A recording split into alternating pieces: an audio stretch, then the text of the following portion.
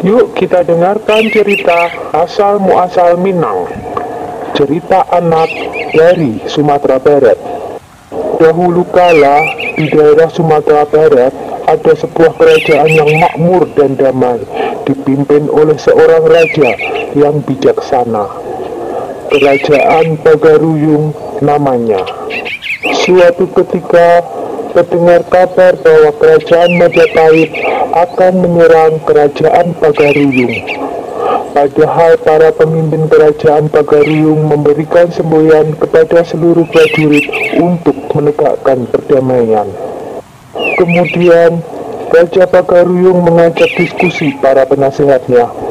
Mereka mencari cara menahan serangan pasukan Majapahit. Akhirnya, seorang penasehat kepercayaan raja mengusulkan sebuah ide cemerlang. Paduka Raja, sebaiknya kita ajak pasukan Majapahit untuk berunding demi menghindari pertumpahan darah. Kita sambut mereka di perbatasan. Jika mereka menolak, ajaklah mereka untuk beradu kerbau, kata penasehat raja itu. Setelah itu, sang raja bersama pembawanya menyiapkan segala sesuatunya. Sang raja menyuruh putrinya untuk mencari beberapa dayang yang paling cantik. Lalu mereka diajari tata krama dan memakai pakaian yang indah. Ketika pasukan kerajaan Majapahit tiba di perbatasan, mereka disambut oleh dayang-dayang istana dengan ramah.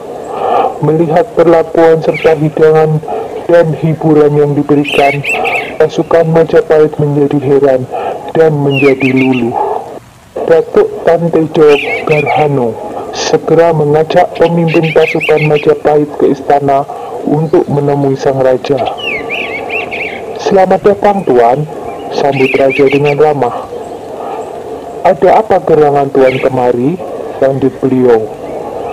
"Kami diutus oleh Raja Majapahit untuk menaklukkan Pagaruyung," jawab pemimpin itu.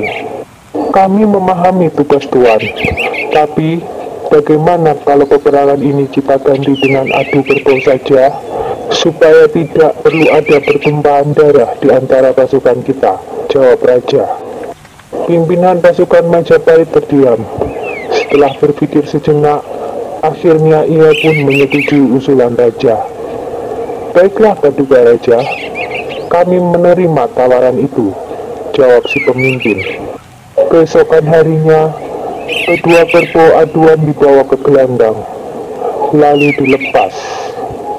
Kerbau Majapahit terlihat beringas dan liar, sedangkan kerbau Pagaruyung ternyata hanyalah seekor anak kerbau. Anak kerbau Pagaruyung segera memburu kerbau Majapahit karena mengira itu induknya. Perut kerbau Majapahit pun terluka, terkena tusukan besi runcing yang terpasang di mulut anak kerbau Pagaruyung.